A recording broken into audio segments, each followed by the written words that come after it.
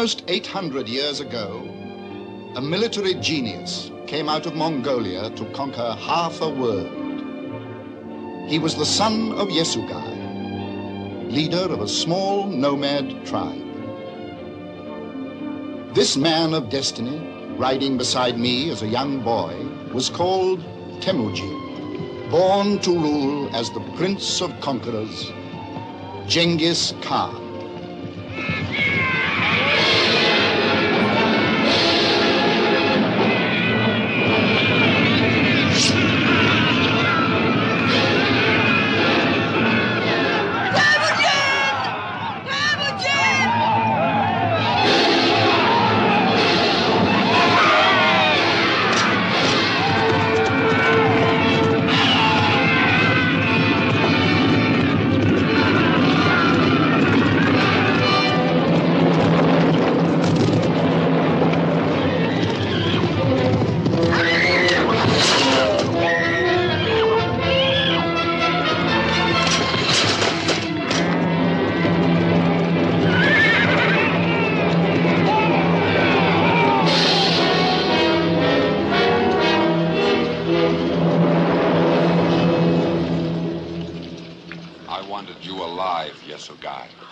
I wanted the chieftains of the other tribes to learn how Jamuga of the Merkits punishes those who trespass on his grazing lands.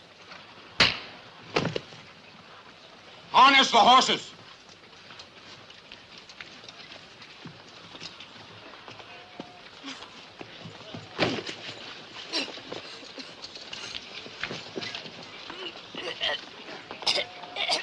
Stay your hand! Hear my words, Lord Jamuga.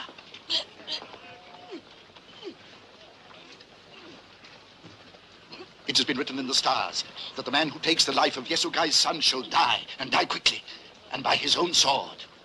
See for yourself, mighty lord. It is the mark of blood.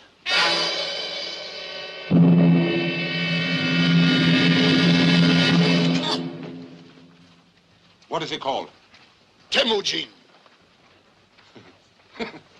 Man of iron.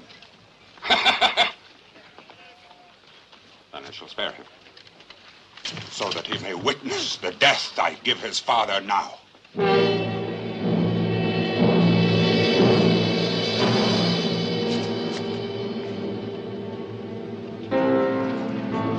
Tيموجين!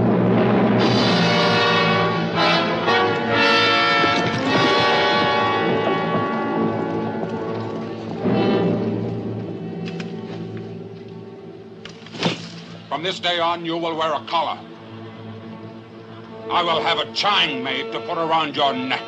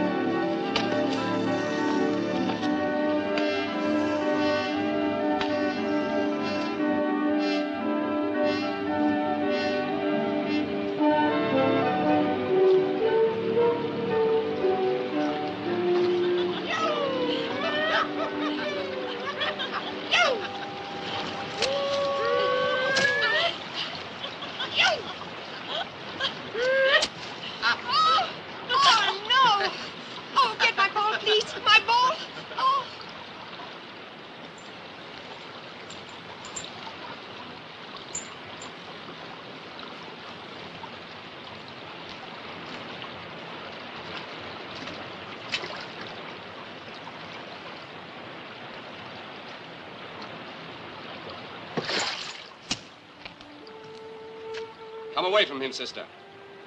What harm has the young man done that he should have to wear a chain? You've heard Jamuga's orders, so leave him. Besides, his father was an enemy of our tribe also. Now come away!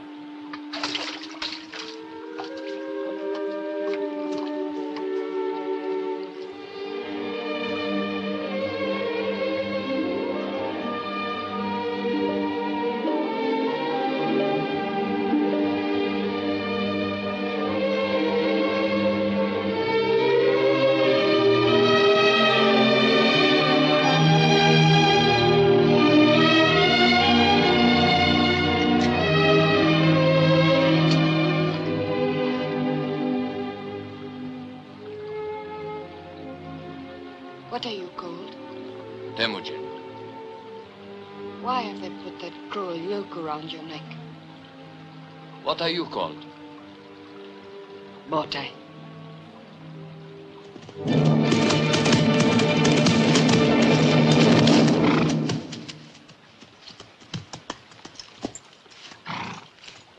You will return to the camp, Princess.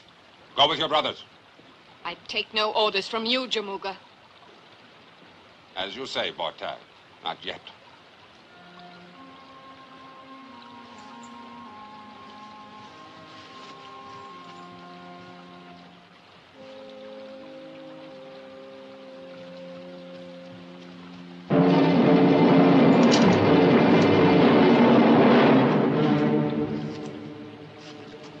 Dogs must be taught to stay in place.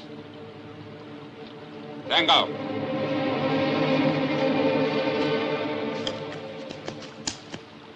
Give me that.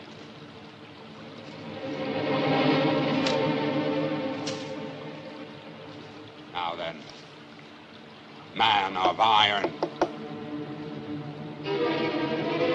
Down. Down. Down. Down.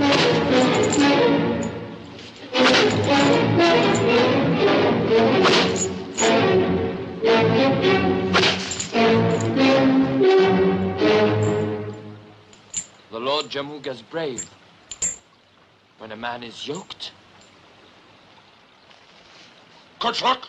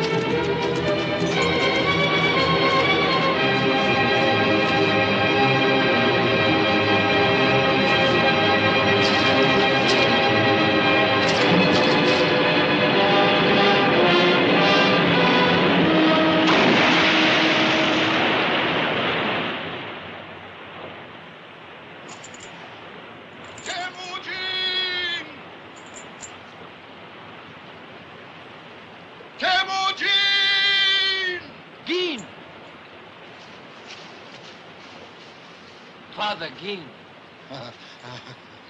How did you find me? I consulted the stars. My... Besides, Sengal showed me. Sengal?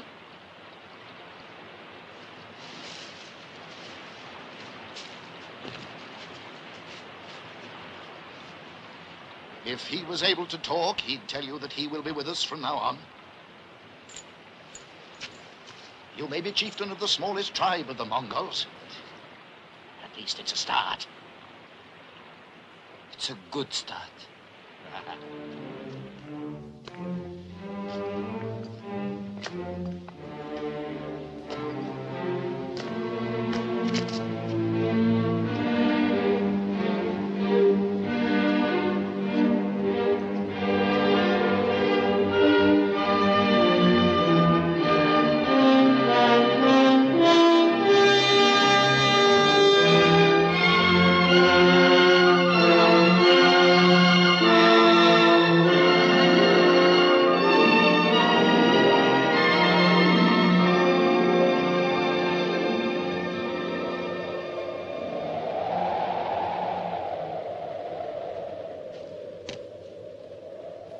This could house an army.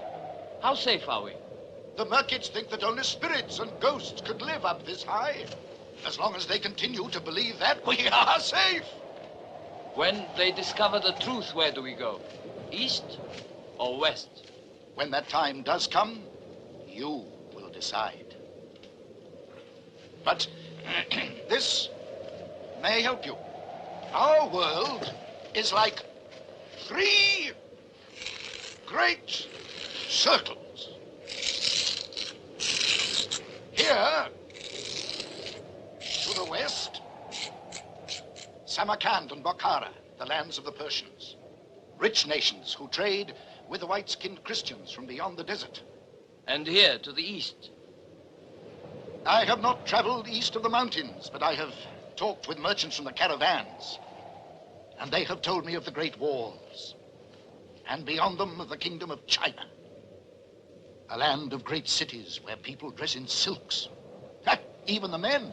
And where the merchants go in search of spices and rare woods from the nations beyond the eastern seas. And here in the center? A barren, empty circle where only Mongols live. Why should it be barren and empty when it lies in the heartland between the rich west and the richer east? Because the tribes, like the Merkits, the Salkits, the Tanguts, and others, are too busy fighting amongst themselves. That's why. But if they join together? The only time that Mongols are joined together is in death.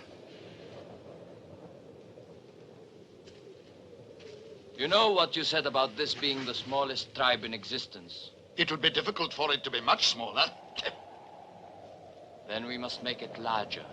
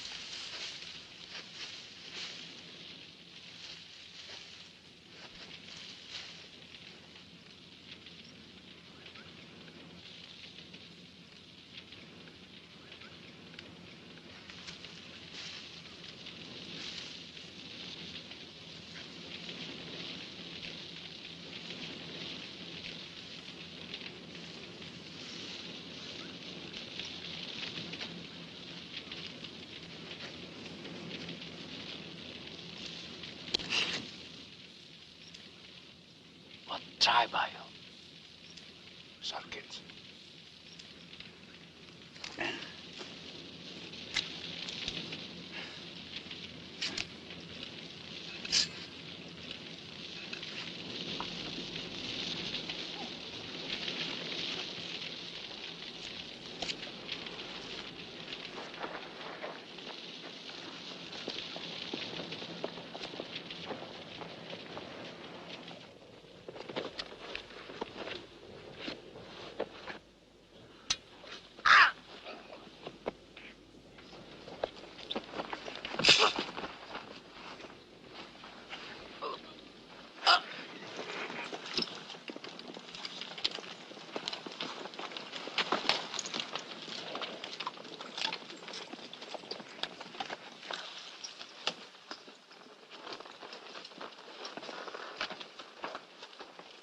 Now shall we see if the spirits of the wind are for us or against us.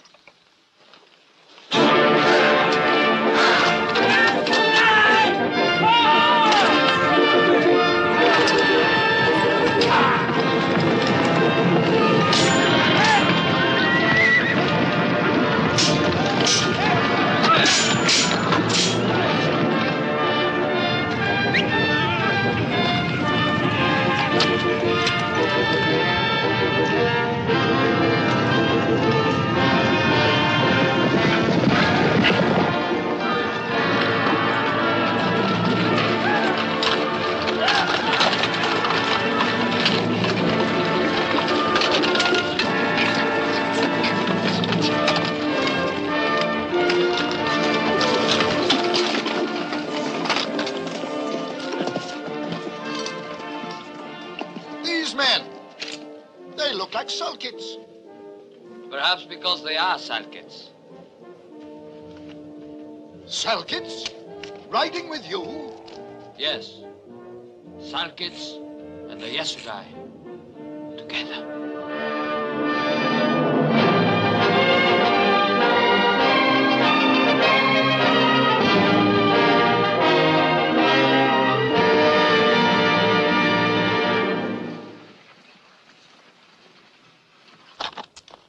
Over there, Lord Tيموجين, is the caravan road to Tashkent. In the old days, many battles were fought over it. But so many of the slaves were killed, there was so little profit. So, the Treaty of the Slave Trail was signed. A treaty? The Shah of Khwarizm imposed a truce. All have sworn to it. All observe it. No warrior is permitted to carry arms here. Good, then we can take our pick without fighting. You do not understand, Tيموجين. The truce was signed. I did not sign it. The slaves did not sign it. But Will there be women among the slaves? Yes, Lord? Good. My men have horses and weapons, but no women. How long do you think they will stay without women? How long will you?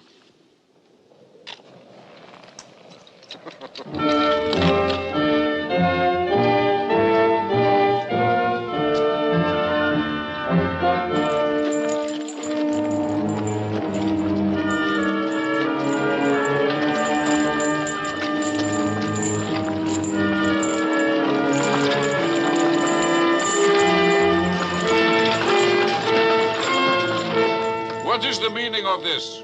The slave caravan is under the protection of the Shah of Khwarazm himself. Convey the thanks of Lord Tيموجين to the Shah. Tيموجين. Katke! My lord, I thank the four winds you found me. Jamuka was selling me for a slave. Somehow I don't see you as a slave. In any case, you're free now. You're all free. Free!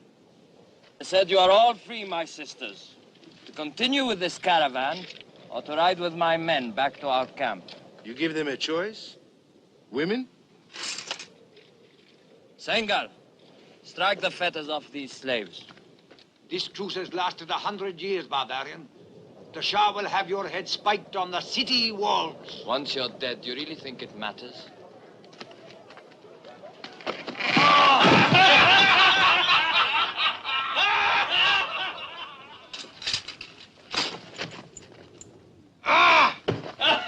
Safe journey to Tashkent, and give our thanks to the Shah!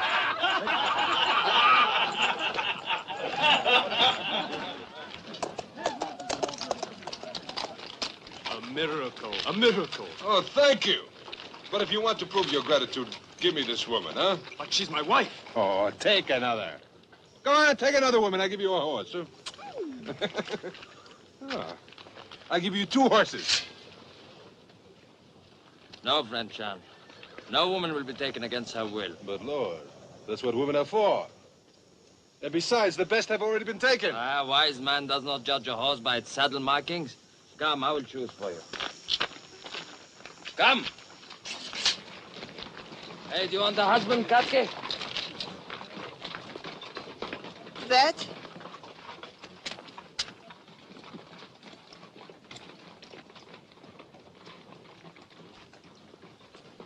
That's settled, then. Now you have many sons. It's about time you too, my lord, had thoughts of son. The thoughts I've had in my mind are not for a holy man as you. Give me time.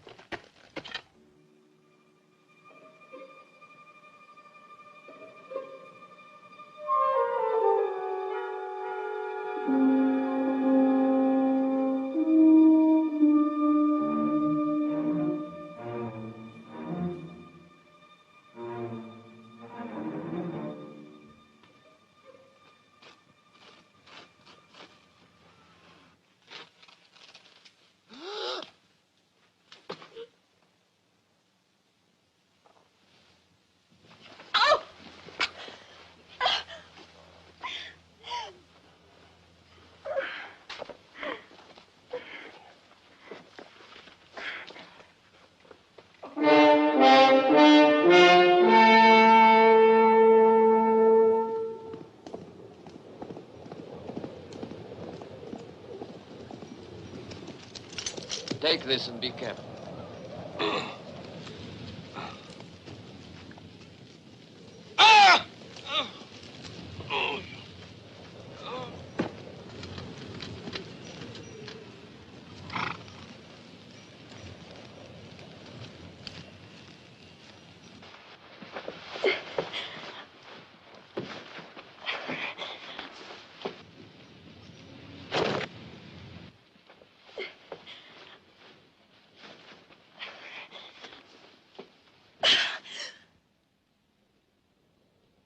Timogen.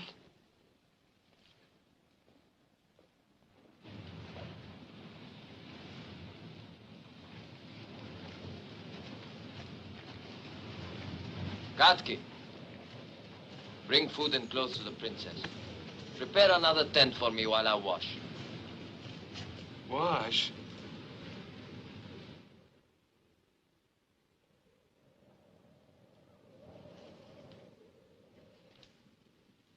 The Lord Temujin, my lady.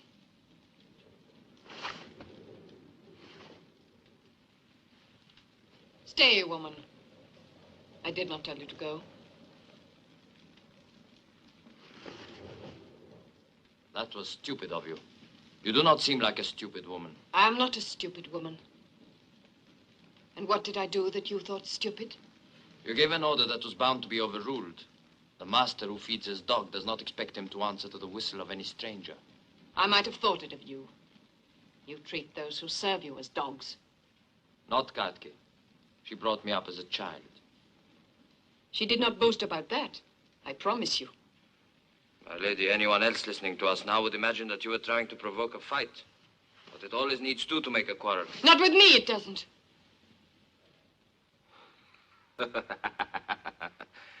I like a horse with spirit. Horses, dogs, animals, all you ever think of. I can see that was a stupid question. But if it please you, now that you are here, say what it is you came to say. I have said what I came to say, but for this. Deep in my heart, if I search for the truth, I must also say that what drove me most to do what I did was the thought of the rage and anger I have brought to Jamuga. To steal in the night the woman he had chosen to marry.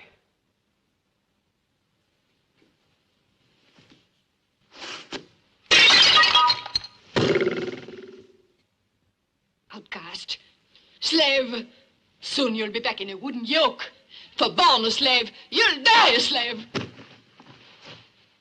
Born a slave I never was. Born to rule the Yasugai was always in my stars. And not only one tribe, but people of many tribes were destined to follow me, to fight my battles, conquer nations. All this was in my stars. You, woman, you dare provoke my anger.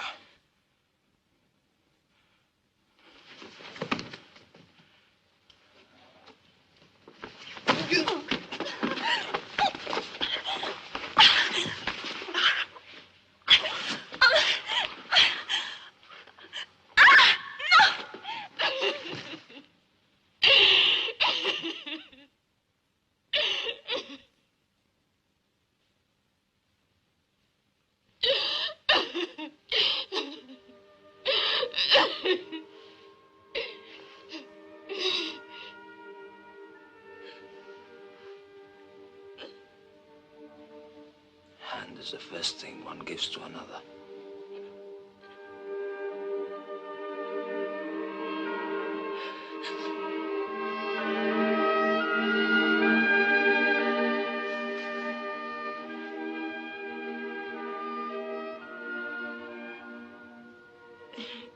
If I wasn't so ugly looking, with all these tears, I'd know what to say to you next.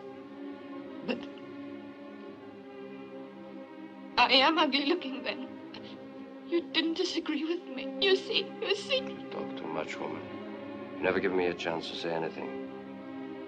My brothers always say that too.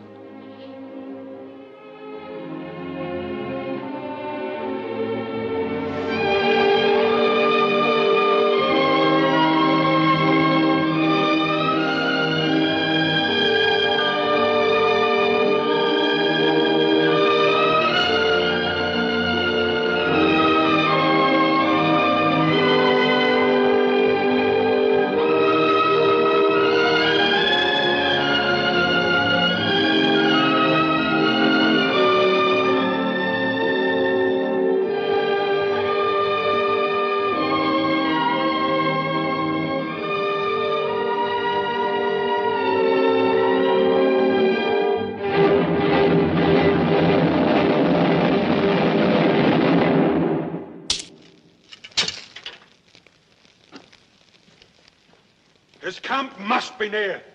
He knows our every movement. But we know nothing of his. His men appear from nowhere and they disappear like ghosts. Ghosts who will bleed like any ordinary man when they feel their headman's axe, as some of you may do, if you don't bring her back, and soon. To have her stolen out of my own camp, and from under the noses of all of you, from under the noses of her brothers.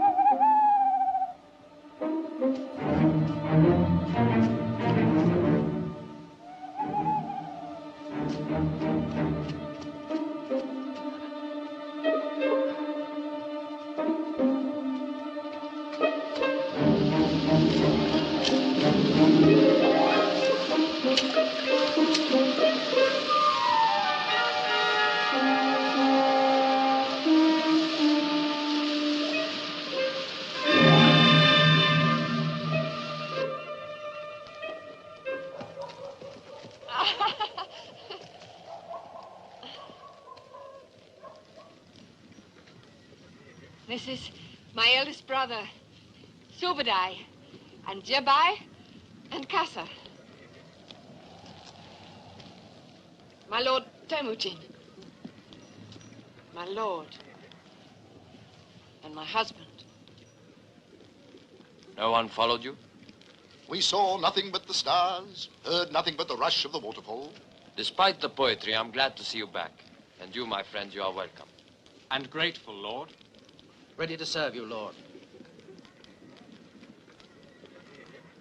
Subadar, you have nothing to say? Only this. The holy man. He lies.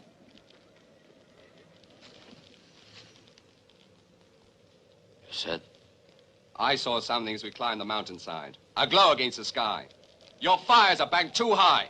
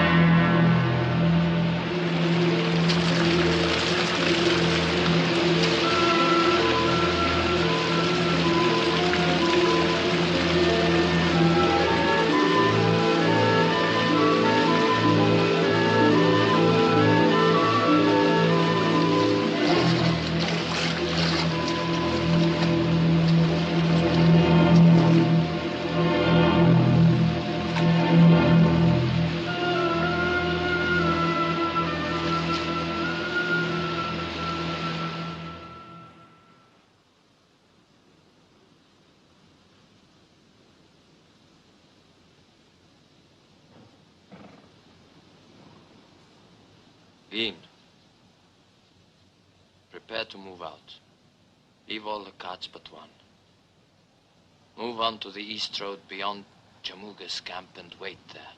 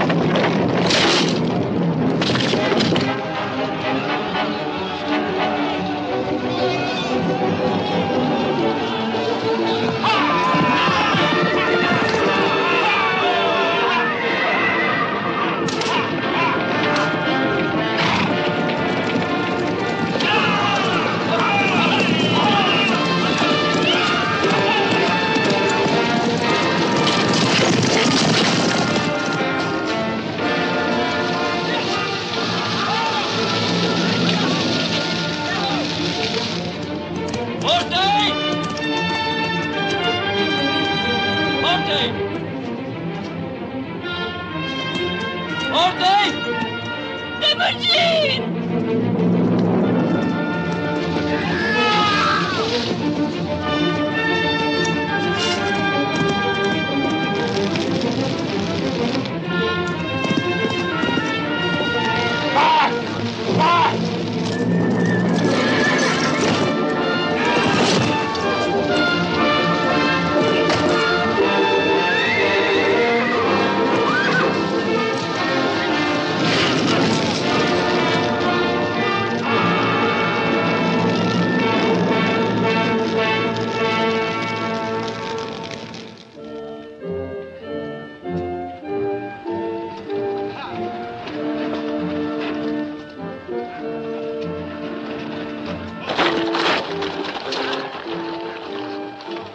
See to her.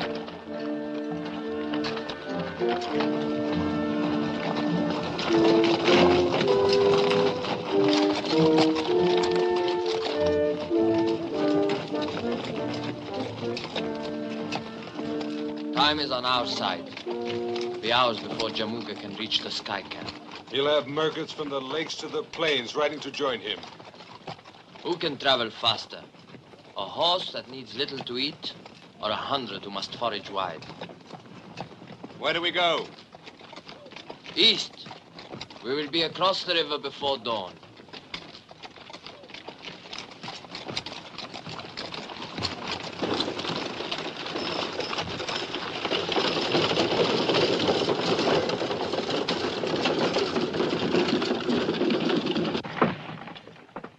Lord, there is man's work outside. Leave her with me.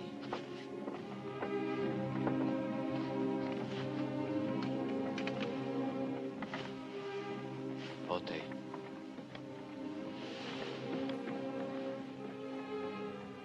I have shamed you before all men. Jamuga. I begged him to kill me.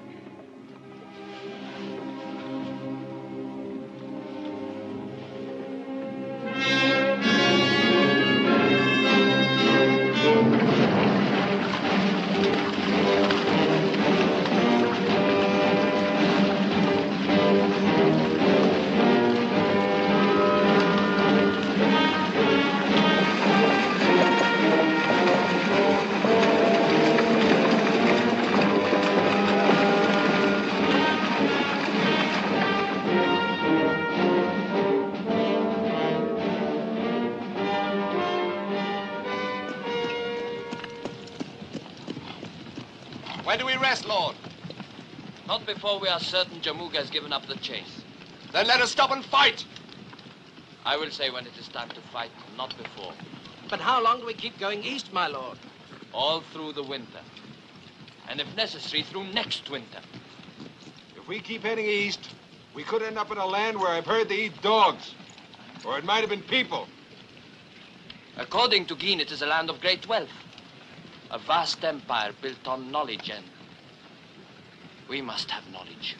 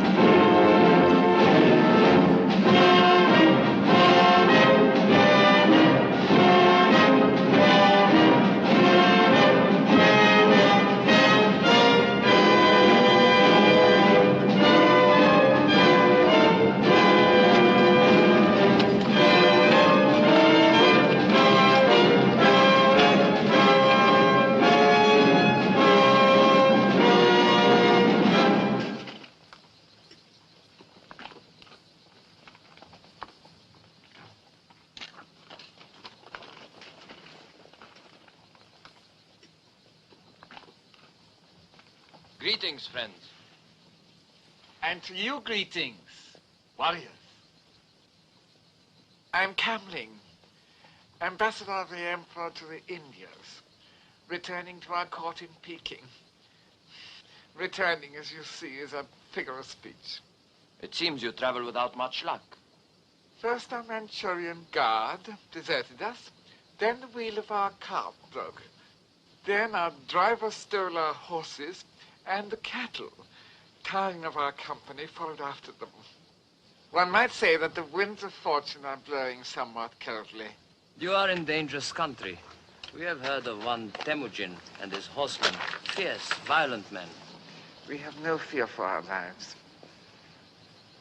We bear letters from our emperor. It will be far more profitable to hold us to ransom than to murder us. Why talk of ransom and murder? Sengal! Show them we mean no harm.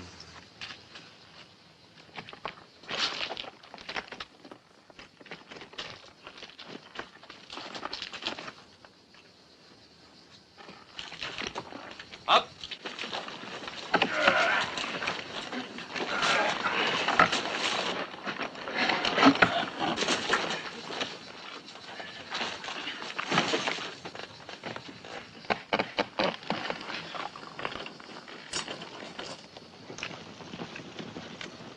We are grateful.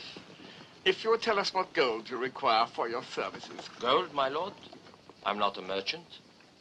You overwhelm me. One last kindness we must beg of you. A message to the nearest Chinese military post for horses and assistance. It is about 4 days' journey. But that would mean leaving you here unprotected. We have spare horses we'd be glad to lend you. Also our services as an escort. An escort? I have 200 men here, all tried and tested. And our numbers are soon to be increased. My wife, she is near her time. Then she deserves better than to ride in the open, like a herdsman. She shall have the poor comforts of our miserable and unworthy wagon. Please, we shall try to make it as serviceable as we can.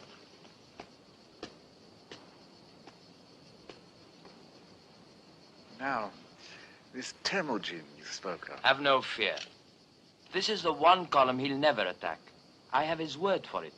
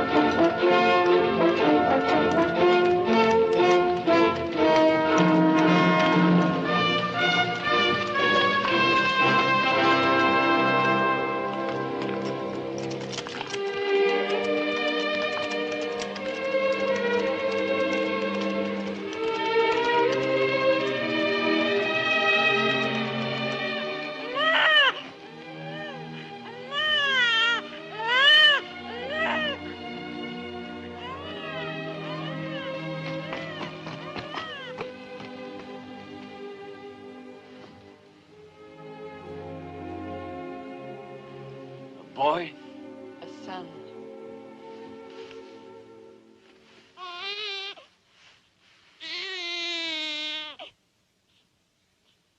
The first child born to the tribe of Yasugai for more than 20 years. And a boy. My son. Tيموجين. My son, Bote. You are my wife. This is my son. You knew he would be a boy. You always said it. It had to be. How else could he follow after me? The day I first noticed your body growing larger, I gave orders then to Shan to have a saddle built. A small one, of course. A bow and a sword, all of which bear his name. Don't torment me. His name. My son's name. Yoki, the founder of our tribe. Yoki. Yoki. It's a pretty name. It is not meant to be pretty. It is a man's name, as befits the leader of our tribe. Only by the time he's a man, it will be a nation. If any man could ever do it, that man is Tيموجين of the Yesugai. Tيموجين of the Mongols.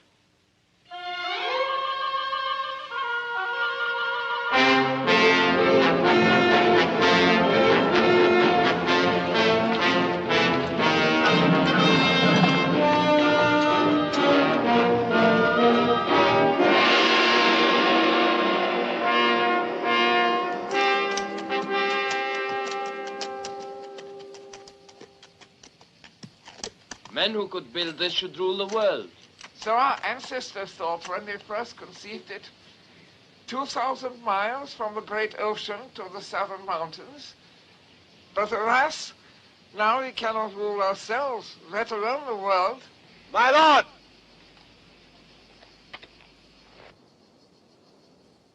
Dear friends, soldiers of the Emperor,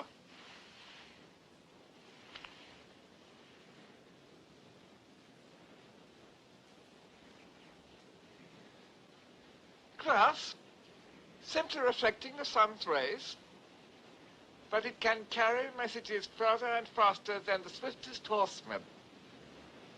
Childish device, but not without usefulness. Please receive it as an unworthy gift. One drawback, however, I should point out. For reasons which will soon become apparent, it's best not to let such device fall into the hands of a woman.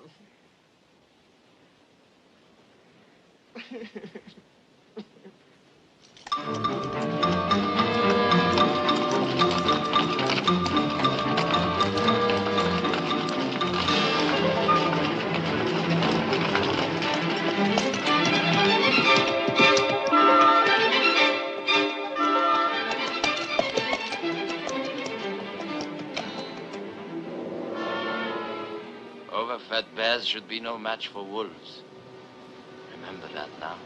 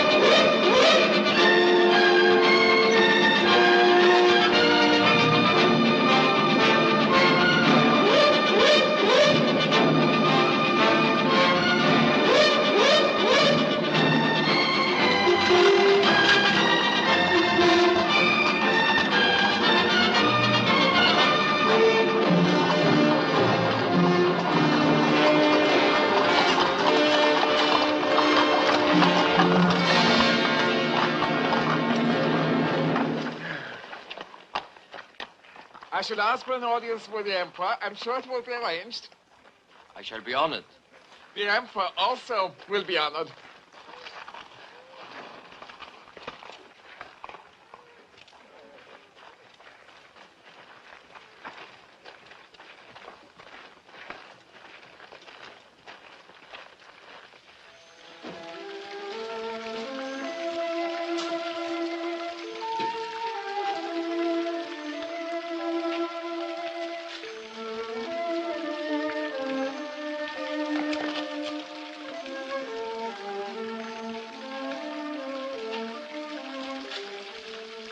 telling you.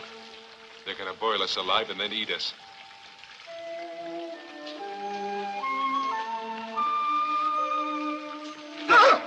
No! They're only going to wash us. Wash? Must be a custom of the country. Why?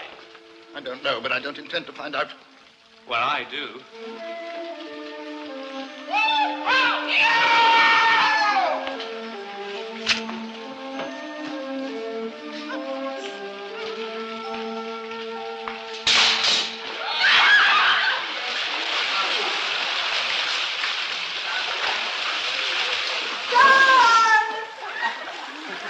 Sean! I know you're down there. Come out.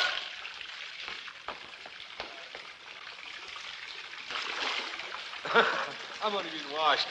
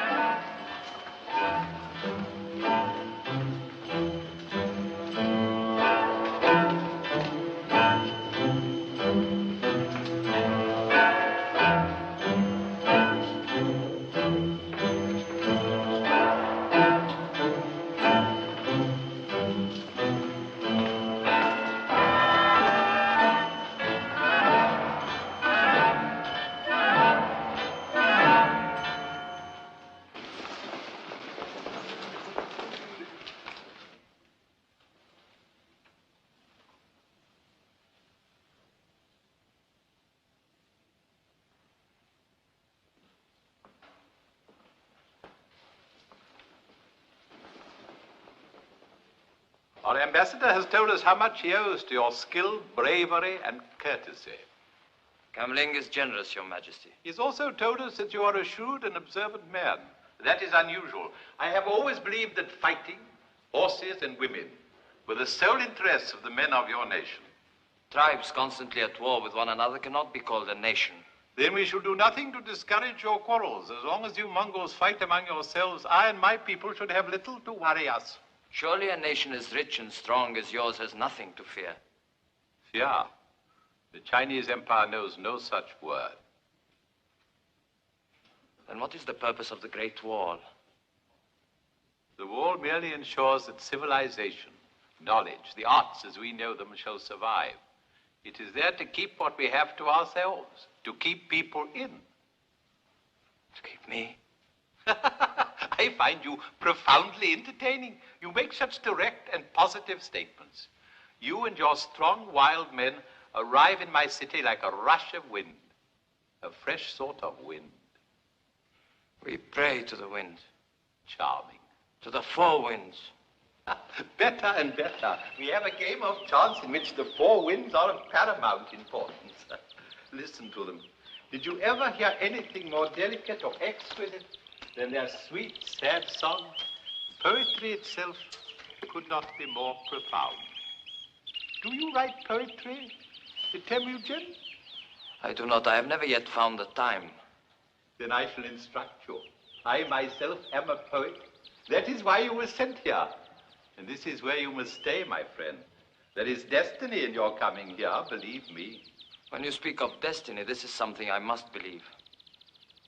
At last we agree about something. We shall find many more things in common. Take the birds away. Their chattering distracts me. We must discuss the gods to whom you pray. Primitive religions have always fascinated me. And while you exchange your knowledge of military matters, I shall instruct you in the art of poetry and painting. I find it difficult to control my impatience, Your Majesty.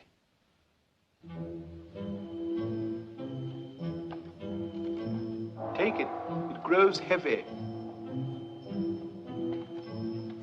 The one in white. Have her raise her head. Tonight I am in the summer palace. Have her brought to me at midnight.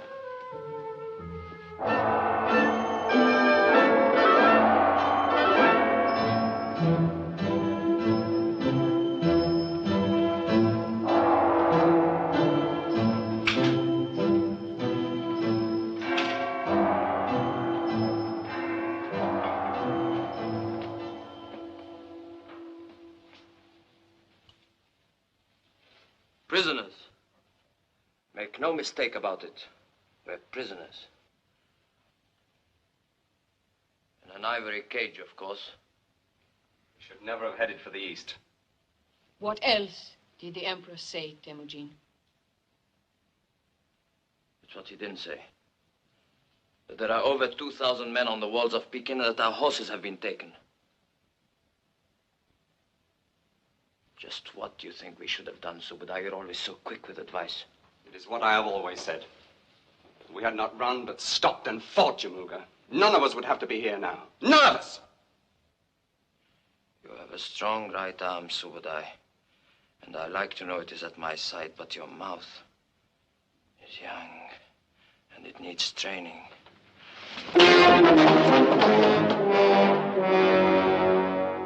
With enough training, my brother, you may yet become my strong right arm, for I have need of another.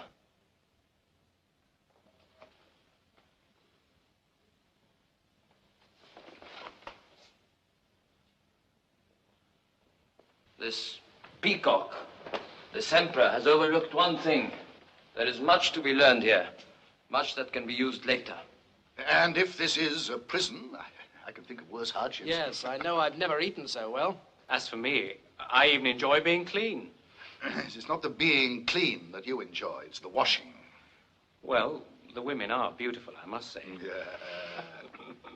All of which the Emperor hopes you will learn to appreciate. Until soft living is all you're fit for. Forte is right. I do not want any of our men fat and useless.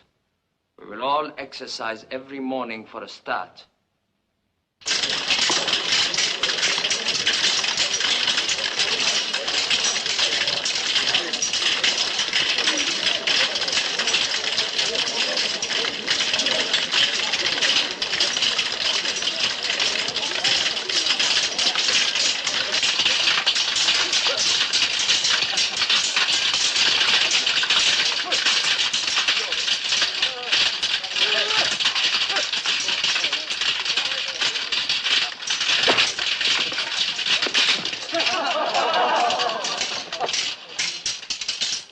Mongol never leaves his blade.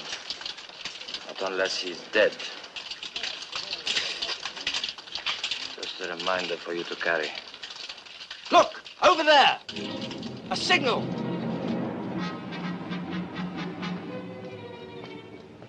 What are they saying? I'm not certain, but it must be urgent.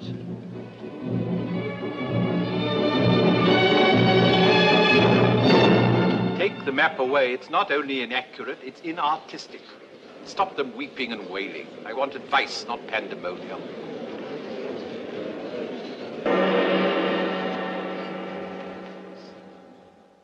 The situation occasions alarm. It does not merit hysteria. A ragged army of a few thousand Manchurians have captured the city of Hope, that is all. Until we also consider that 6,000 Imperial cavalry were routed and put to flight.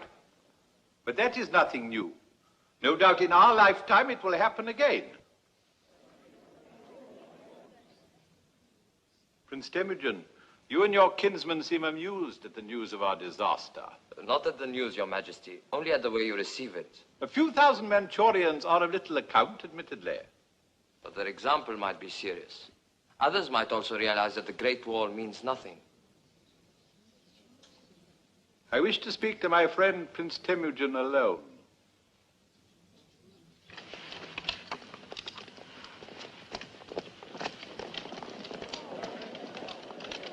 Bring hot wine and tea, and do you stay and keep us company.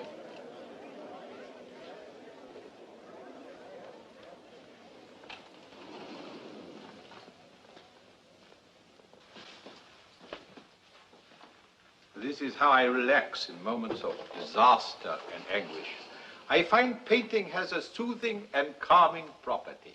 I see that you paint very well. You are no beginner. He is hinting that we are accustomed to disaster. I fear we've underrated our friend. He has an unexpected gift of subtlety. The shamsu is a rice wine of great delicacy. May I offer you some?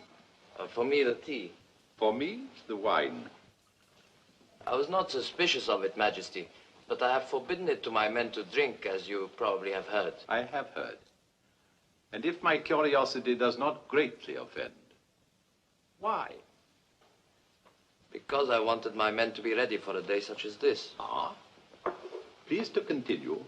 I am listening. These Just that the fate of an empire is of small importance compared to a poem by So Ling or a painting by my distinguished ancestor, Mao Kung. You were saying? You would save much time if you let me say something.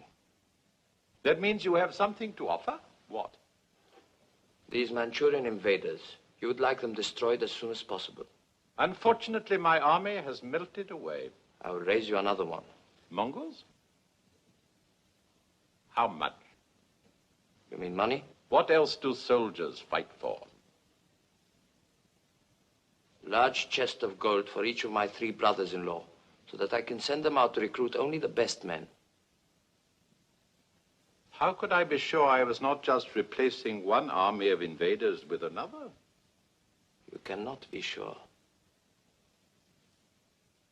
There is a solution, Great One. I myself, who know him better, would trust Temujin. But if he were to leave his wife and son as hostages in your keeping... I agree. See that Prince Temujin has all the gold he needs, and we will offer a special reward for which one of your wife's brothers does most to help us. There is no need. It is a custom and a charming one to announce the reward before the service is performed.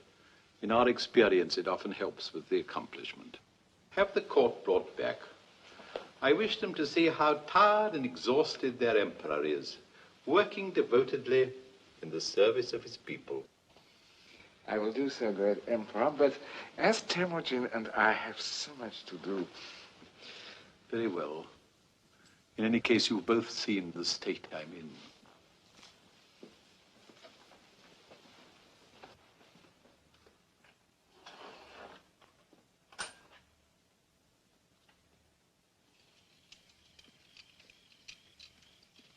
Where is he taking us?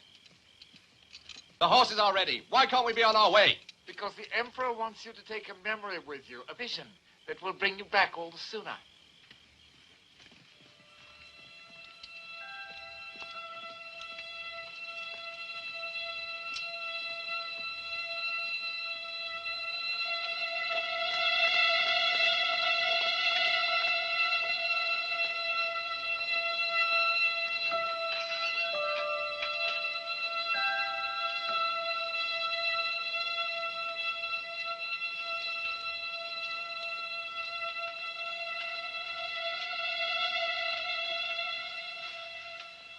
Look at the picture.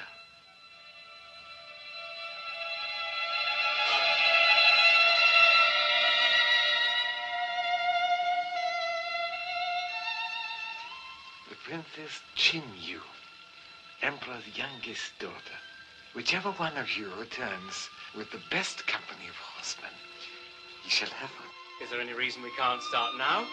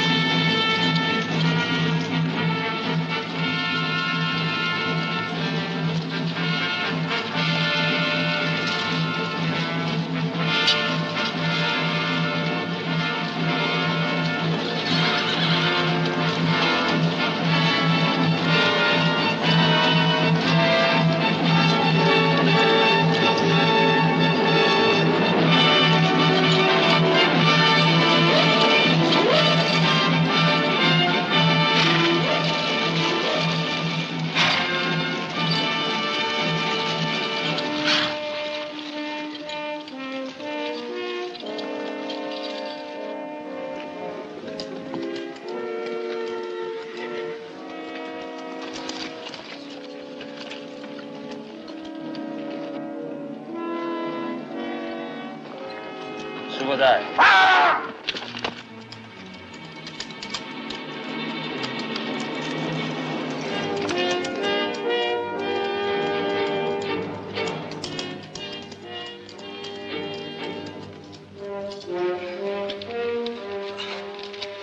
Teach her to be a woman while I'm away. Out!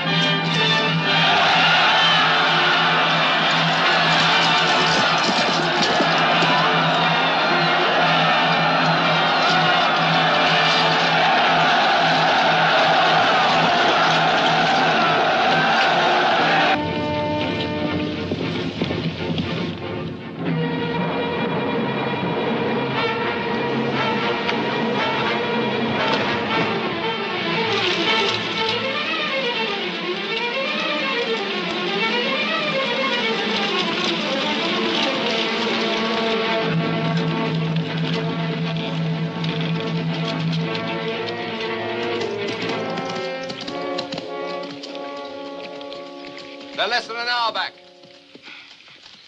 Jamuga leads them. Sit your men. Now!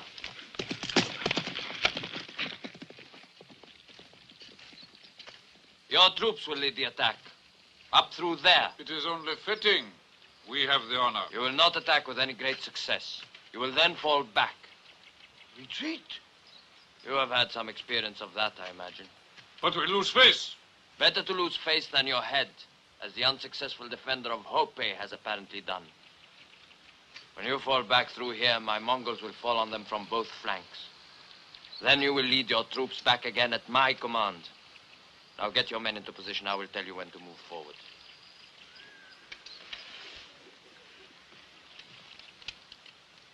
Jamuga.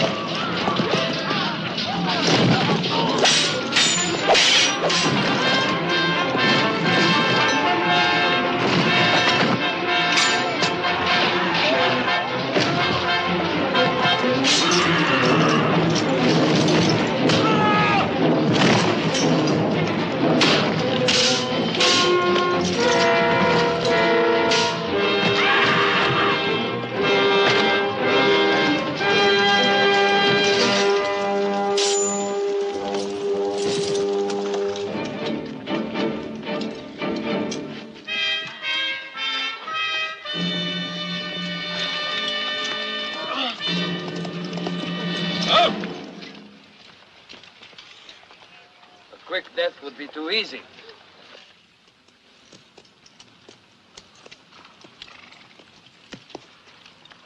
You can choose. Either you live to follow the banner of Tيموجين, or you die with your leaders Now show them to me! These men who led you into rebellion against your empire!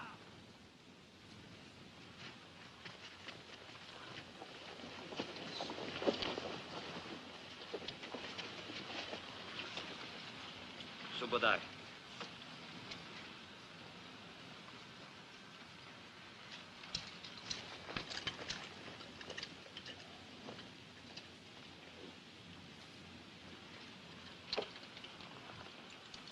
Jamuga, you will pray for death, and the chang you wear grows heavier and heavier, and the laughter it brings grows louder and louder. And you, Tيموجين, will live to regret this day, when you withheld the blade from my neck.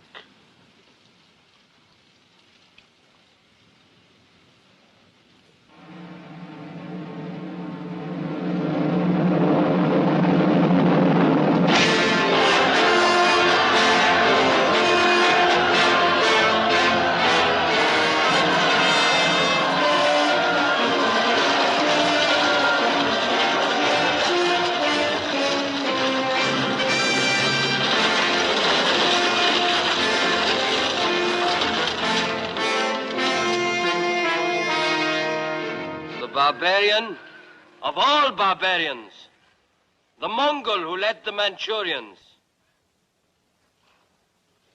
And it is fitting that his punishment be far greater than for those whose heads I have brought you. The Lord Jamuga, Your Majesty.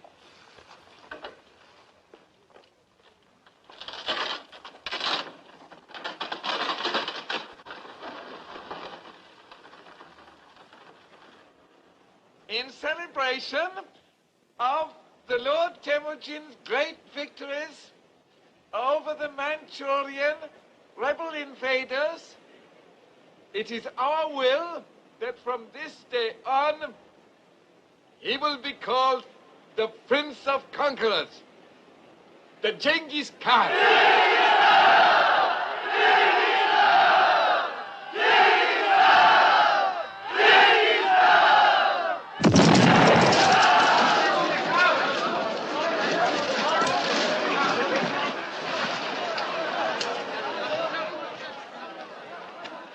Spare us, Lord. We meant it only to be a salute to your victory.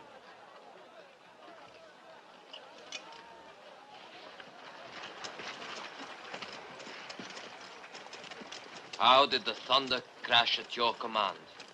It is a simple alchemist trick, but we use too much black powder. Black powder.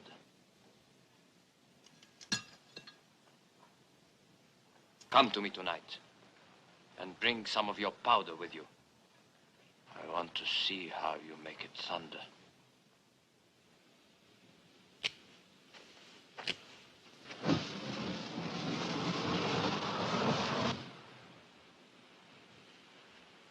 They make lightning this time, but no thunder. That is something we've discovered in their experiments. It thunders only when confined in a container. Then it can hurl a stone even further than the longest bow shot. Shall they demonstrate?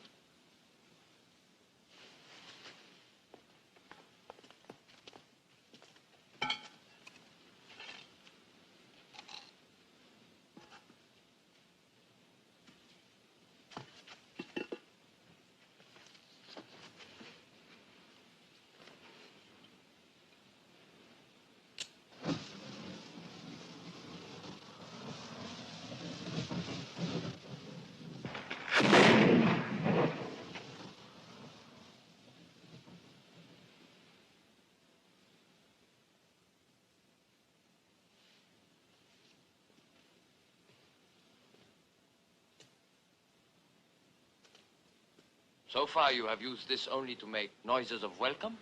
And sometimes to make pretty effects in fire and sparks to amuse the children. We have many variations. I can tell what you are thinking.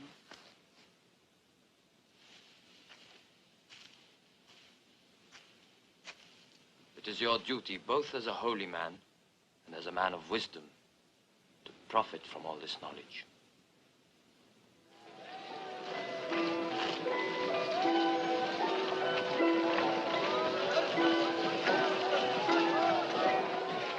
want something? Give me that blue horse, will you?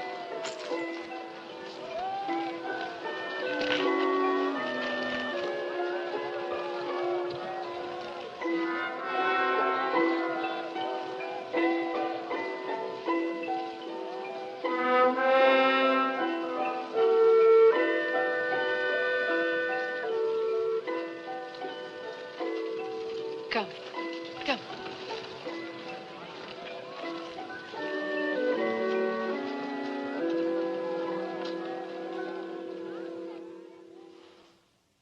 And I tell you again, it has to be done. As long as this man lives, none of his tribe will join with you. They can't. You know their laws, and our laws too. To kill him would be an act of mercy. Oh, I'm not talking of mercy, but of common sense. Listen to me, Tيموجين. Hear me well, and one day, remember that I warned you. There are only two things you can do with Jamuga. Put him under the ground, for all time, or put him at your side, and have the Merkits ride with you.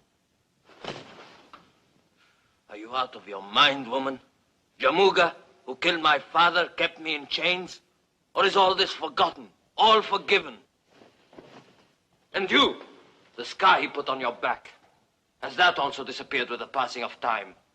Neither the scar on my back, nor the memories of how it came there. No, Tيموجين. These I don't forget. Nor the hatred I have for this man. And yet, to help you make what you want come true, to make our people into a nation, I could set aside my hatred, because it would be necessary. And it shows how little you know of me to think that I could too. I know you better than you think.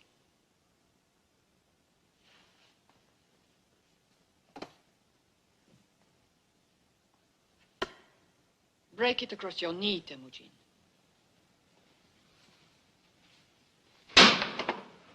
Now the two pieces. Together. I know what you are trying to tell me. That we are only strong when we are undivided. And one day, you will listen.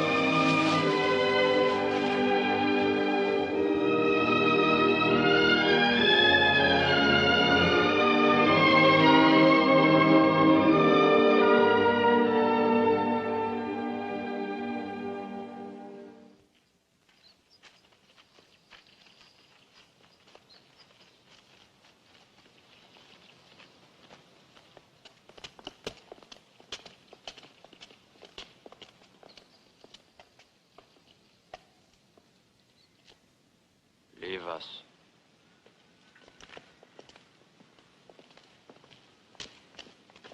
Is it possible for you to be a Mongol first, and only secondly Jamuga, chief of the Merkit tribe? Has the Chang also smothered your tongue? Not yet. Perhaps if I wear it as long as you did. Once you took the Chang off my neck. Perhaps I can do the same for you. The price? There is no price.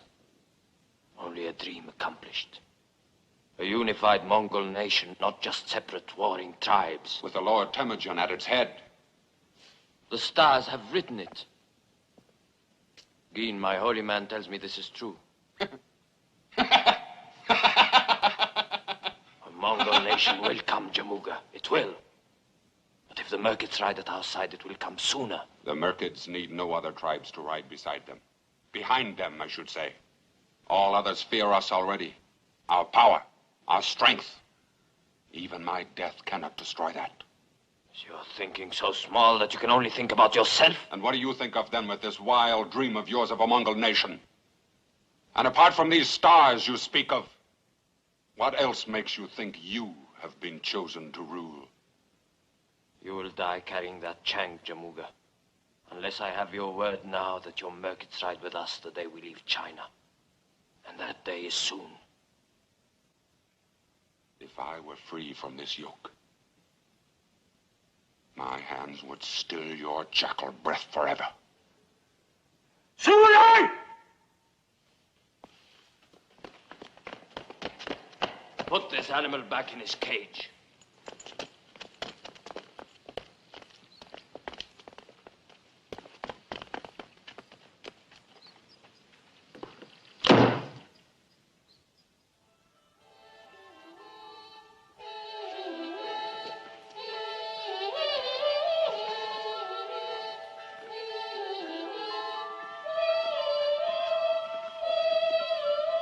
Caress your majesty. Trembling, have you no heart to interrupt these exquisite little songbirds? The interruption brings present news. Oh, very well. Come here, my little sparrow. Come and sit beside me. Go on, if you must. Genghis Khan has arranged a demonstration tonight for you and your court to thank you for all your kindnesses over the years. Don't tremble, child. Although divine, I'm also human. And as a farewell. Farewell? Did you know about this? They wish to return to their own lands. I cannot allow it. I have told you many times of my dream of a united people. And should it take force to accomplish it, I have the men now. And I have trained them well. And I bought them. And you are my general, Genghis Khan. And their leader. Kamling, you are the Khan's friend. Not his only one, I hasten to add. Do you reason with him? For his own good. The Emperor wants to remind you of your first meeting, what then was said. That the Great Wall of China is to keep people in. And that there are 3,000 armed men on the Peking walls. And that we are still prisoners. Prisoners? Friends? And what sort of talk is this among friends? I want no more of it. I've had a terrible day. Headaches, all this caterwauling. Get away, you unmutable little brutes. All of you. And now this talk of leaving me. You've cut me to the heart. That was not my intention, I assure you. I knew you would do nothing to hurt me. But my demonstration? There's no reason to abandon it. We have another saying, another way of suggesting you make the best of things. It's very apt. Better to light one candle than to curse the darkness. As you say, very apt.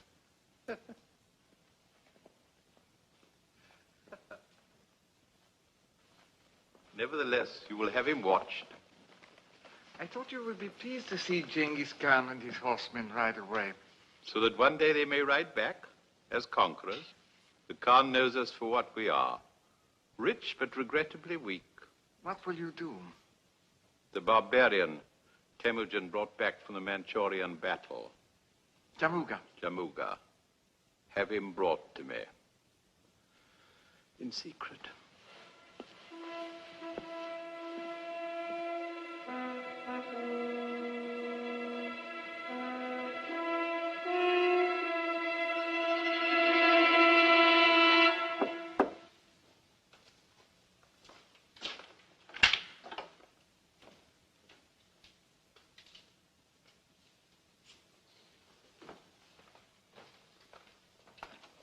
Your message said it was urgent. We have no secrets. Least of all from her. This is most difficult for me, my lord. My royalties must not be misunderstood, but they are for my country, for China, not for any individual, no matter how important or mighty he may be. I would say these are the sentiments of an honorable man. The Emperor worries. He fears your leaving. He is wrong. He and all in China should fear your staying. He is a man of subtlety, however, and there is another solution. Your people stay, you go. On a very long journey alone.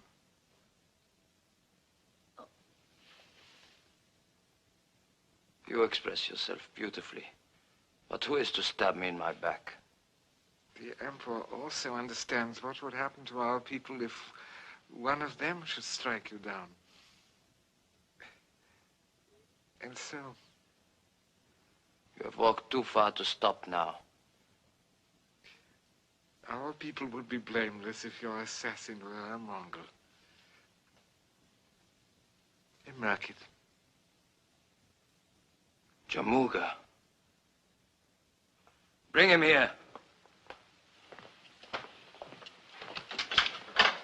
It would be better if I were not present. You will stay, my friend. You will stay.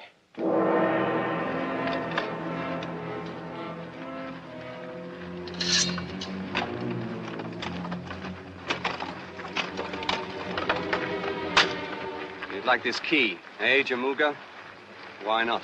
With the Chang off, you might have had a chance to save your right arm. Assassin! Cut him down.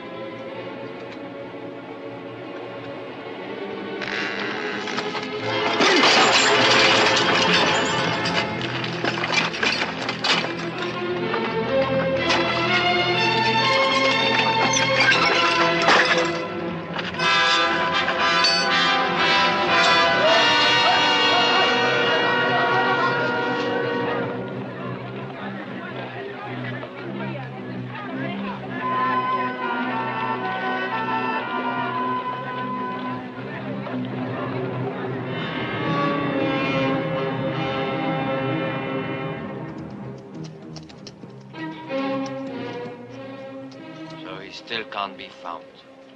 The one man who can gather all the Merkits against us. The one man! Call off your men. Get them ready for tonight's celebrations. With Jamuga still at large? He will do nothing now. His own escape is more important to him than my life. And no more failures this time, Subudai. Our plan for tonight must meet with success. I'm sorry you will miss tonight's celebrations. Perhaps you can see some of the fireworks from here.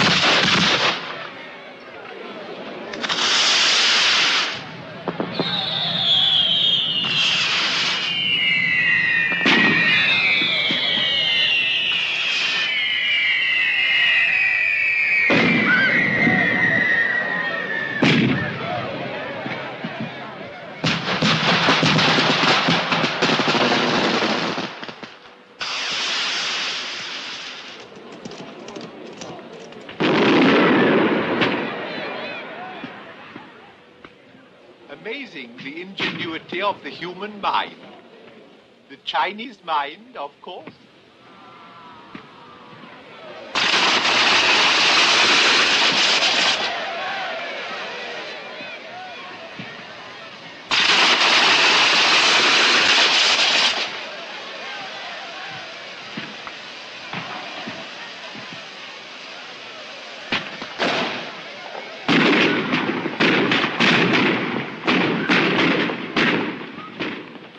You are a true artist, Prince Teimugen.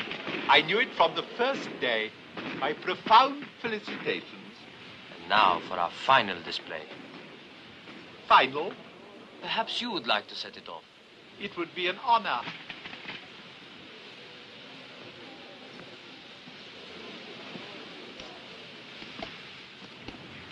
This last one will be very special. You have saved the best for the last, a wise move, a touch of true delicacy.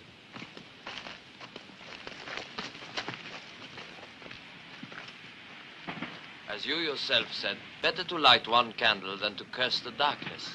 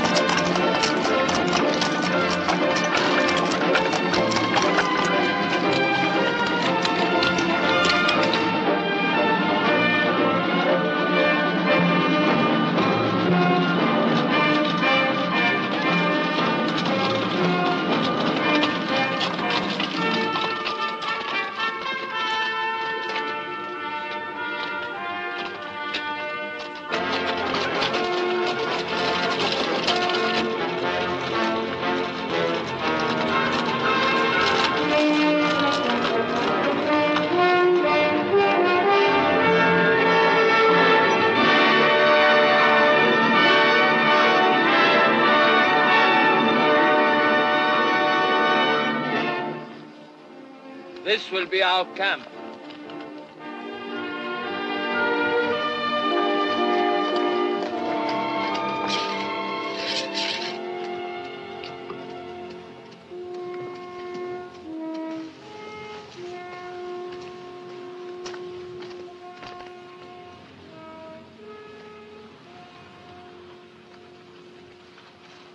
My lord. Here.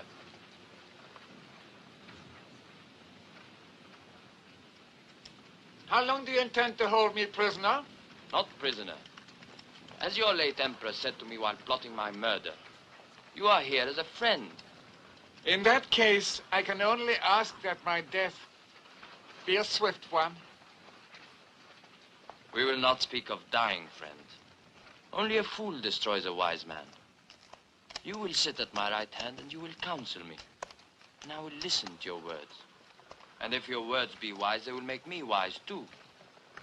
I will accept this honorable appointment because I'm happy to serve a lord whose star grows brighter while the sun of China fades. In addition, I suspect I will find the work more agreeable than death. My first advice is to strike swiftly, to take what is left of China before someone else can do so. Word of this success will bring other tribes to you in increasing numbers. In the meantime, we shall move westward. With China safely in the hands of Jebai, Subadar will move north into Russia, while Kasa drives south to bring India to her knees. Samarkand and Bukhara will fall easily to us, and Persia will be ours for the taking. And the Mongols shall rule from the heartland, from the very center of the world. And Jamuga? The Merkits will still have their chance to join us. Mongol must not fight Mongol again. Your ambition destroys your honor. Is the man who raped our sister to go unanswered? Is the father of his firstborn son to go unpunished? Yuki is my son. The man who lets personal revenge take precedence over the tasks before him will never complete those tasks, and he will lose all that he has gained. Enough! My word is the law. I'll get on with my work.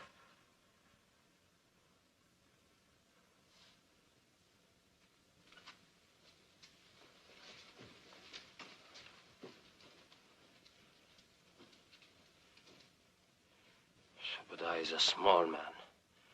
They're all small men. Why are there no men of stature? No men of imagination? It is not easy to match the true conqueror. Perhaps once in many centuries does the world produce a man with the power and the will equal to his vision and destiny. Perhaps Timogen, Genghis Khan, is such a man. This was not said in flattery, my lord, I promise you. Leave me.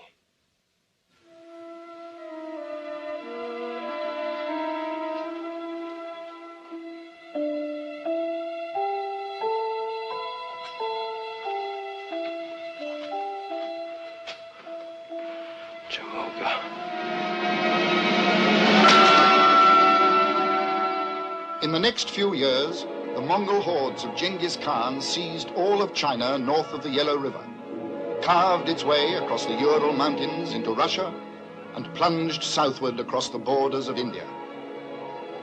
Having conquered almost all of Asia, Temujin turned his armies towards Samarkand and Bokhara.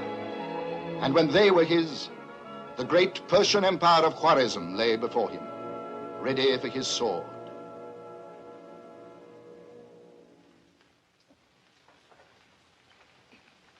Come now, Jamuga. You are an old general. You know very well that even if I agreed to join forces with you, you could never hope to defeat this this Khan. No one else has. No one else has an army equal in strength to our combined forces. We will be more than enough to slaughter him. I have no desire for slaughter. Lamb is for slaughter. This meat is very sweet and succulent. No, I hear more and more men flock to his banner every day. Defeated men, weaklings, the first to run in battle. But I have not offended him. He has offended you. Years ago, that caravan on the slave trail. His violation of the treaty.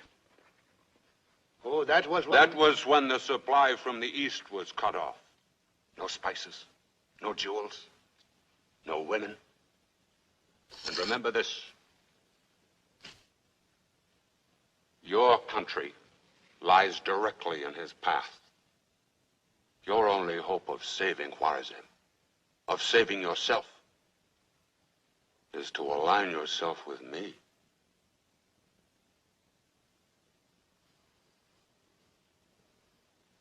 There is only one way to stop this violator of treaties. You and I will ride together against this Genghis Khan. We will crush this wolf, this thirster after blood, this corrupt defiler of women, this scavenger. Your serenity speaks words of wisdom. A gift shall seal our bargain.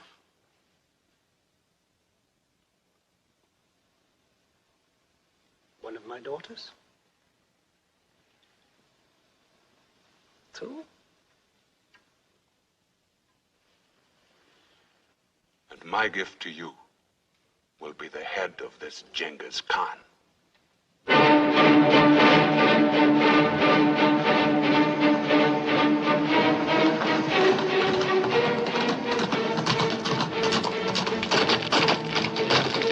The armies of the Shah and Jamuga are joined and on the march. They have already crossed the Alu River.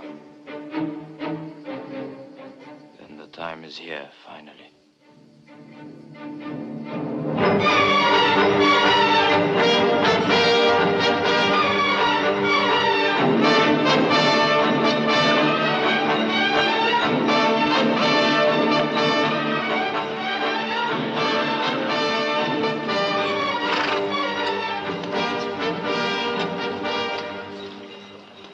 You are quite certain?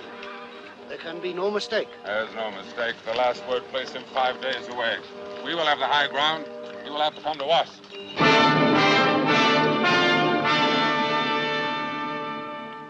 We will have the high ground, you said. They will have to come to us, you said. Are they not doing so? An emissary with a white flag. Well, somehow I do not feel they've come to surrender. Not with Genghis Khan holding the high ground, but with our troops outnumbered. Are you suggesting that we surrender, then? I'm suggesting nothing. I'm only regretting the fact that I allowed myself to be dragged into this foolish and obviously risky adventure. To conquer, one has to take risks. At my age, I do not need to take risks. If I survive this day, it will have taught me a lesson. That a man can be too clever. Your words mean more than they say. I had hoped to see Mongol kill Mongol, and so wipe themselves out, and rid Khwarezm from all danger. Instead of which? I find myself on an uncomfortable horse in a drafty place and in a very dangerous situation. Well, perhaps this emissary brings good news. I bear greetings from the Genghis Khan to the Lord Jamuga. Greetings. And I thank you deeply for observing my flag of truce. The Lord Genghis Khan would wish to talk with the Lord Jamuga. Talk? What would we have to talk about? I'm only the humble emissary sent to arrange a meeting. There will be no meeting, no talk. Does the Lord Jamuga fear the spoken word? Tell this jackal you obey. My talking is done with a lance or a sword. I repeat, does the Lord Jamuga fear the spoken word? And these spoken words are to take place in the center of his camp? The Genghis Khan will ride forward with an escort of 6, then finally alone. The same privilege is yours. Can he be trusted? The word of the Lord Genghis Khan can always be trusted. I trust him enough to remain here as hostage until you return. Then let it be so.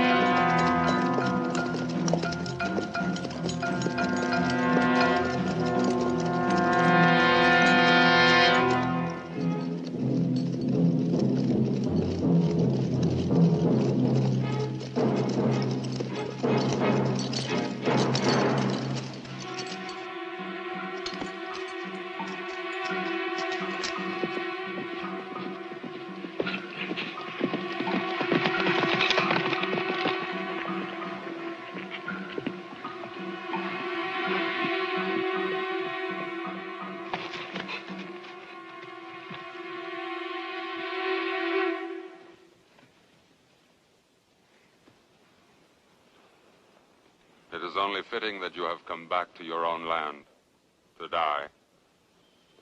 But it is not fitting that the Mongol should deliver the death blow. You still sing the same song, Timogen. Many voices carry it now. Not the Merkits, outcast. I asked for this meeting in the hope that Mongol would not shed Mongol blood. Also that you might still join with me to spread the name of the Mongol nation. The Meccats are warriors, not a group of women to become part of a herd. We say and do as we want, and we take what we need from anybody. I promise you this, Jamuga. The Merkits will ride as part of the Mongol nation, or their land will be razed to the ground. Raised so that not even a lame horse would stumble walking across it.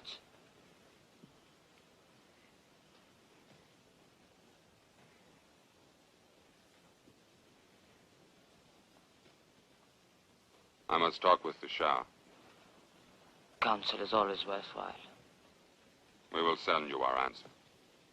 With Cam Ling.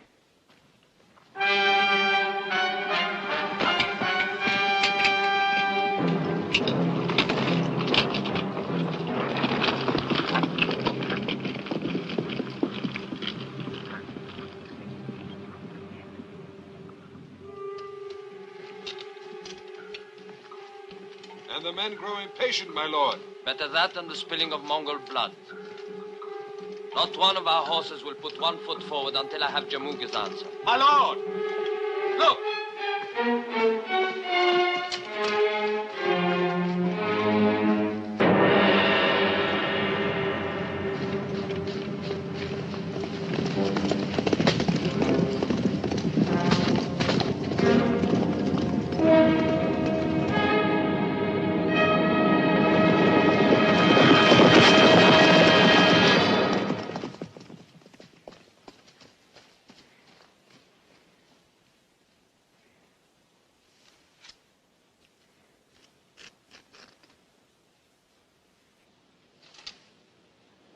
Kamling.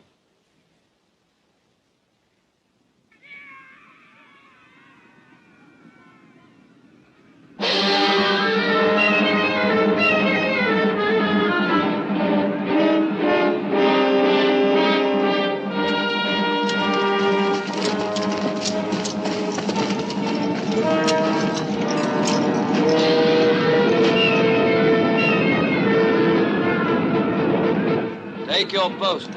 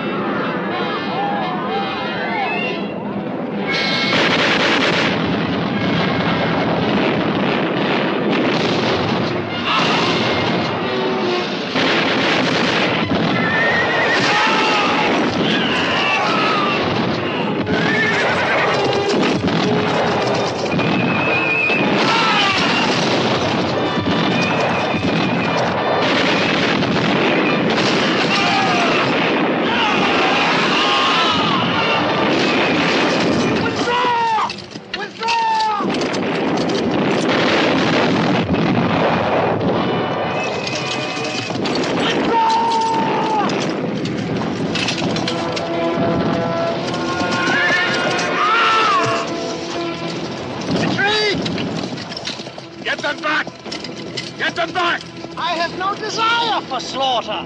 Retreat!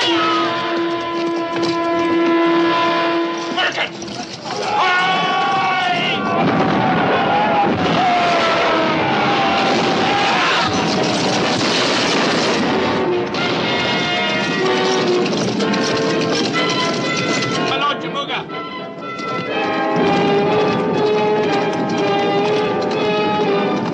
Take the left flank. With me!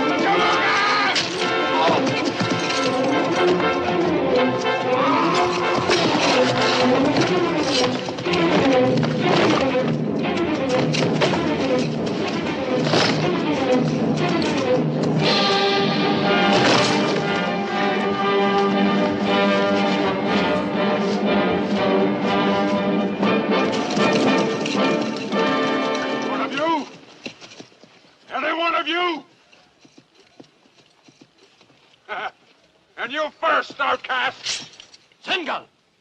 Stay where you are. Enough, Jamuga. Let there be peace. With you? Never! And there will be no chang this time either, Jackal. If you have the courage to stand up alone to me, Jamuga, the man who slaughtered your tribe, the father of your first son, is this the man you would follow? Is this the leader who would unite the nation of the Mongols? You have passed your own sentence. The Mongol duel?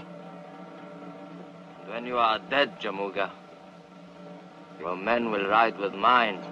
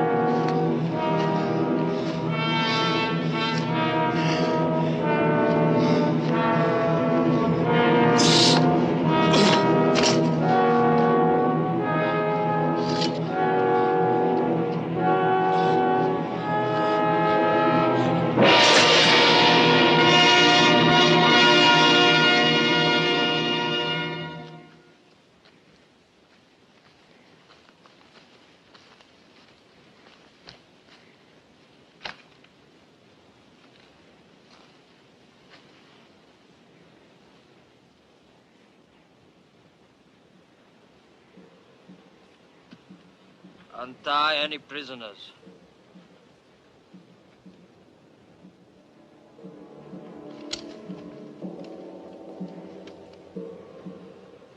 If any of the Merkit tribe would leave us, let them go now.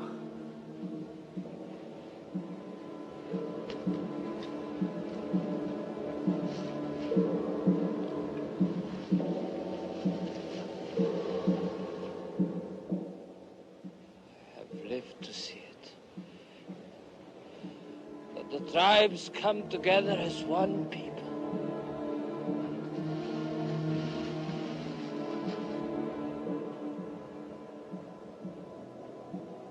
It is my sons who will make our nation great. Show my people their leaders.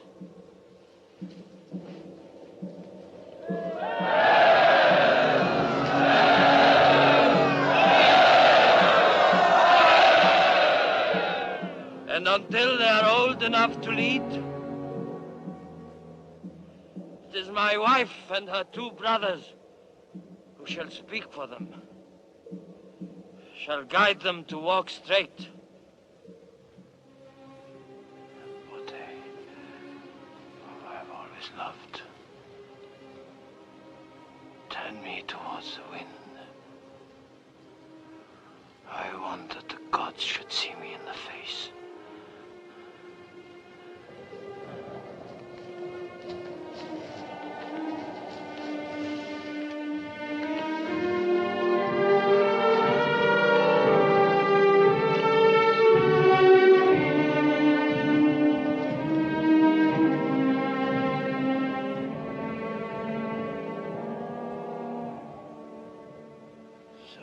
Tears, but not one tear from you. There will be many years for weeping. I want you to see me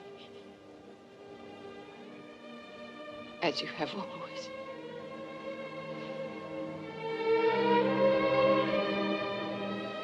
Always your hand to help me. As you said, it's always the first thing you hold out to another. First. And strangely, at this time, that it should also be.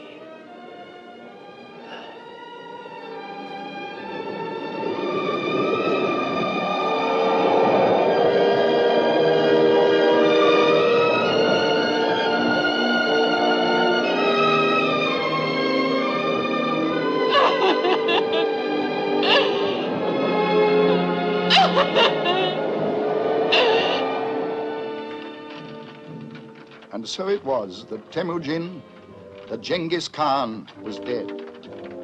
But not the tide he set in motion. His dream conquered even after death. His sons rolled westward into the Hungarian plains, burned a path to the borders of Egypt. One grandson founded the Mughal dynasty of India, while another was the great Kublai Khan, Emperor of China. And when the conquest was finished, half the population of the world was contained in the Mongol Empire. The empire born in the imagination of the Prince of Conquerors, Genghis Khan.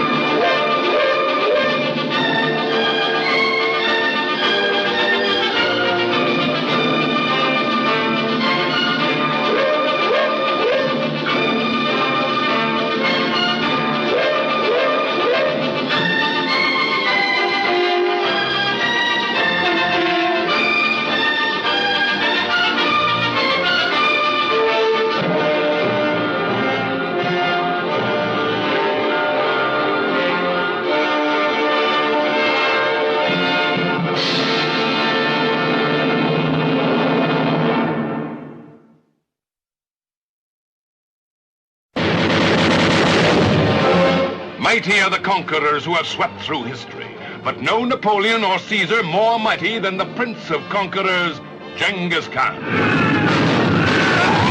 Many are the actors who have achieved stardom, but none have rocketed more surely or sensationally to the highest galaxies than the Academy Award nominee of Lawrence of Arabia, Omar Sharif. Outcast. Slave. Born a slave I never was. Born to rule the Yasugai was always in my stars. And not only one tribe, but people of many tribes were destined to follow me, to fight my battles, conquer nations. All this was in my stars. And to bring to life the full sweep and magnitude of such a story, a cast of towering stature. Stephen Boyd at last finds a role as mighty as the part that brought him international attention in Ben-Hur. If I were free from this yoke, my hands would still your jackal breath forever. So would I! Put this animal back in his cage. James Mason crowns his gallery of unforgettable characters with his wily interpretation of the Chinese ambassador. Perhaps once in many centuries does the world produce a man with the power and the will equal to his vision and destiny. Genghis Khan is such a man. Eli Wallach caps his Broadway and Hollywood achievements with his most devilish creation. You and I will ride together against this Genghis Khan. We will crush this wolf, this thirster after blood, this corrupt defiler of the women, this scavenger. And as the Emperor of China, one of the world's most distinguished men of the theater, Robert Morley. But the girl whose beauty will enslave the conqueror, France's newest star, Françoise Doliac. The conqueror of the Prince of Conquerors. Listen to me, Timogen. Hear me well. There are only two things you can do with Chamuka. Put him under the ground, for all time, or put him at your side.